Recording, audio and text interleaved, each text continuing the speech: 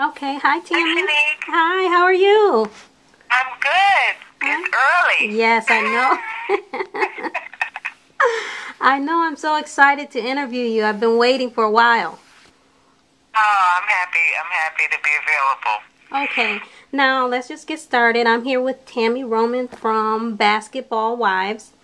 Now, you started your career with MTV, your television career with MTV's Real World. Could you tell me like how you auditioned, how you came about auditioning for that show? Well, I actually used to work at an HIV healthcare center, and that was really primarily my focus at the time was, trying to bring awareness to HIV, AIDS, and healthcare and things of that nature, because this was back in 1993. Right. And one of the young ladies that I worked with came into the office on a Friday and said, "Oh, I'm really bummed out. I didn't get on MTV The Real World." And at the time, I had no idea what that was, period. And so, I asked her what it was. She started explaining it to me. And ironically, when I went home that weekend, MTV was doing a marathon for The Real World, which, once they get something, they will run them to death. Right. So I happened to catch the marathon. And I was like, wow, that would be really cool. And not only that, I could get on there and I can talk about, bringing awareness to HIV and how people should protect themselves. So I went to the mall on Sunday.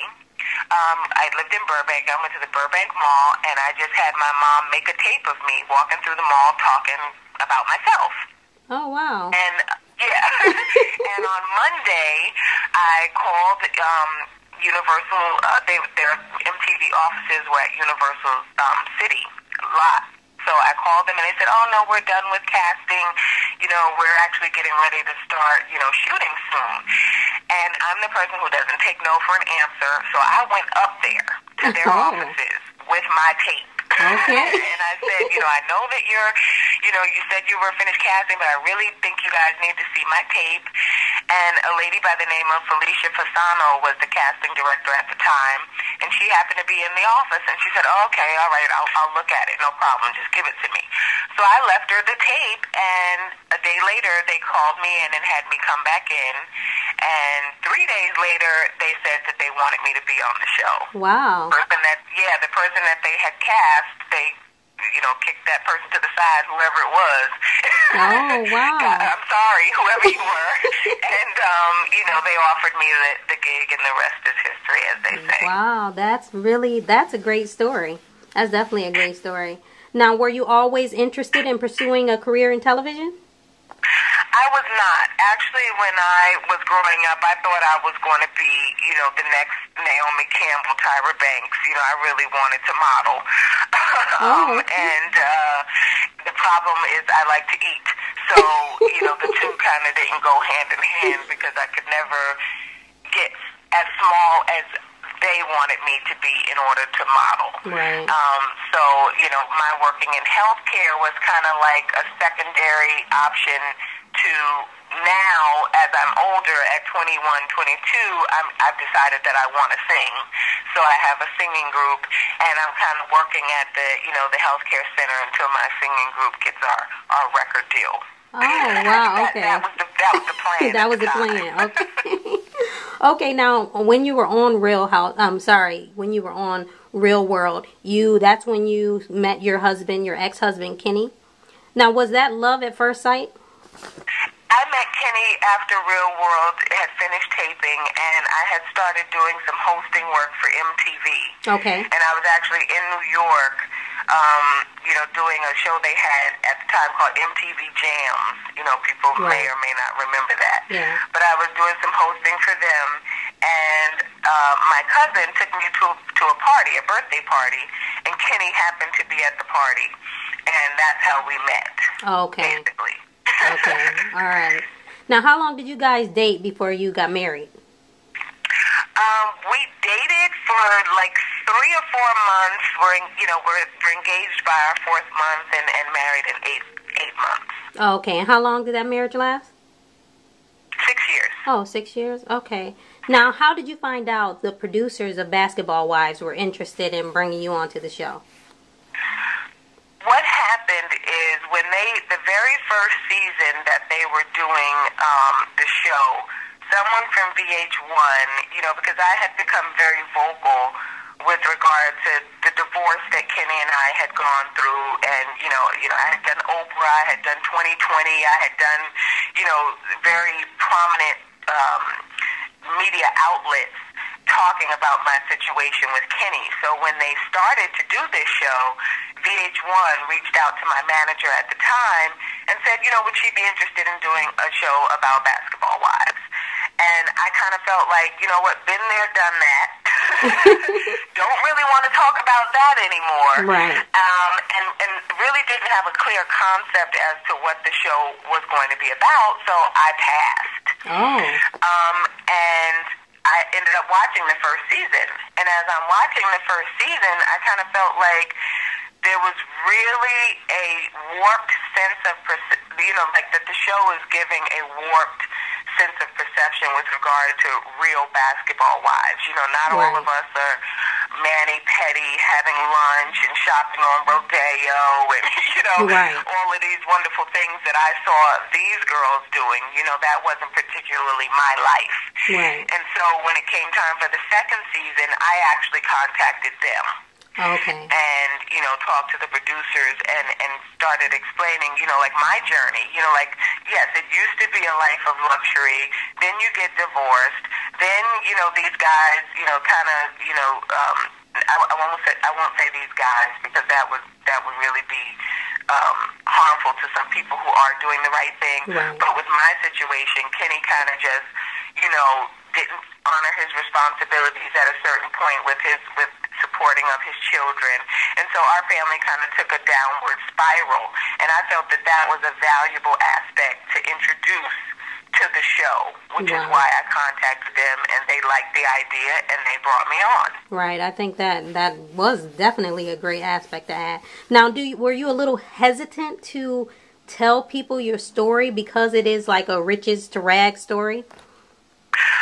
No, I think if anybody knows me from the real world, I'm not a very hesitant person. If I feel that I have something to say or that something's going to help somebody or is going to be valuable, I'm going to say it. I'm going to do it because I really like to look at myself, my life, my kids as living testimonies for, you know, just having faith and just having a real faith walk and a relationship with God. You know, like when I was on the real world, I battled with a lot of things. I brought those things to the forefront with the hope of helping people. You know, like a lot of people criticize me for having an abortion on the real world.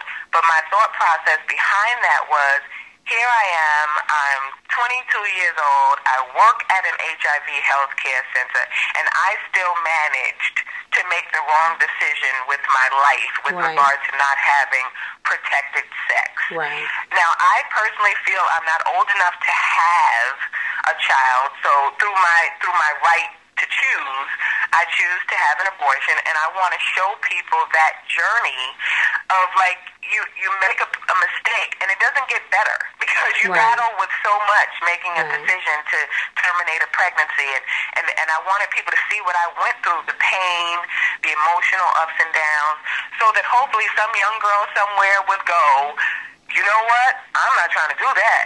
Right. You know what I'm saying? Like, that was my thought process behind that. And with Basketball Wives, it's like I want people to see, yes, I lived a life of luxury.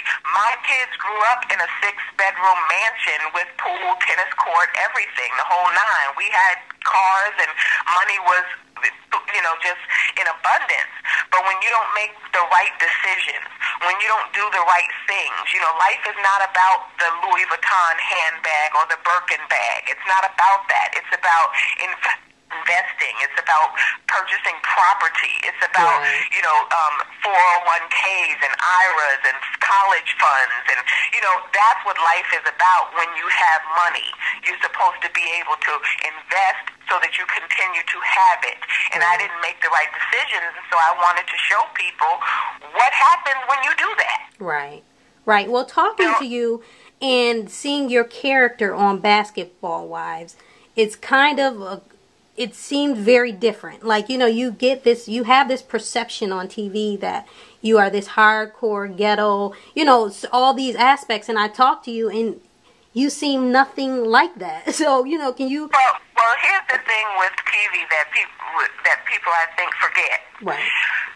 You are watching a reality show. Exactly. Now, within that show, they shoot hours and hours of footage, and then they edit that down to an hour.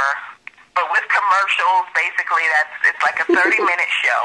Right. So you're only seeing a piece of me, right, and then that's an edited piece at that. Right. You know, I'm not going to say that what you see is not real, because yes, if you disrespect me, we're going to have a problem. Right. Yes, if I don't like what you're saying, I'm going to speak up about it. But what you see of me on Basketball Wives is not me in my entirety. No person is one-dimensional. Right. And outside of that, I want to just touch on another issue. Mm-hmm. I came on Basketball Wives to tell my story. At the same time, it brings me back into the forefront so that people are refamiliarizing themselves with me. Because I've been acting for 10 years. I've been in the game a long time. Right, so okay. people, this is like refamiliarizing themselves with me. And everybody has to use their platform. So for me, it's reality TV. People like drama.